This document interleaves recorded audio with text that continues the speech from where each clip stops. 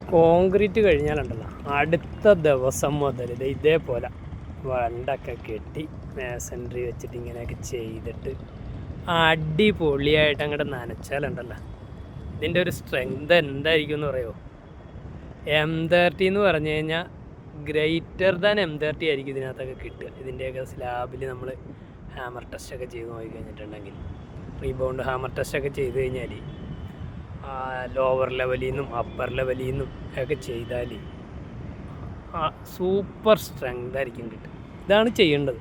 പക്ഷേ ഇതൊന്നും പലയിടത്തും ആരും ചെയ്യാറില്ല എന്നുള്ളതാണ്. ഇത്രയും ആക്യുറസിയിൽ അല്ലെങ്കിൽ ഇത്രയും കെയർഫുള്ളായിട്ട് വർക്ക് നടക്കുന്ന ഒരു സൈറ്റിൽ ഒരാളും ചെയ്യാറില്ല. ഇത് ഇന്നലെ ചെയ്ത ഒരു കോൺക്രീറ്റ് സർഫസാണിത്. രാവിലെ തന്നെ ബണ്ടൊക്കെ കെട്ടി വേണ്ട എല്ലായിടവും ക്ലിയർ ആക്കിയിട്ടുണ്ട്. വേണ്ട ഒരു തുള്ളി വെള്ളം പോലും ഒരിടത്തും ഇല്ലാതില്ല.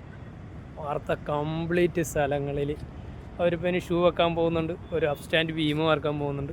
അവിടെയൊക്കെ സൈഡിലൊക്കെ പരിക്കനിട്ടിട്ട് അതിൻ്റെ കുളത്തിനെയൊക്കെ ഷൂ വെക്കാനുള്ള സൈഡ് ഒഴിവാക്കിയിട്ട് അടിപൊളിയായിട്ടാണ് ചെയ്തേക്കണം. ഇതേപോലെ വേണം നമ്മൾ ക്യൂർ ചെയ്യാനായിട്ട്.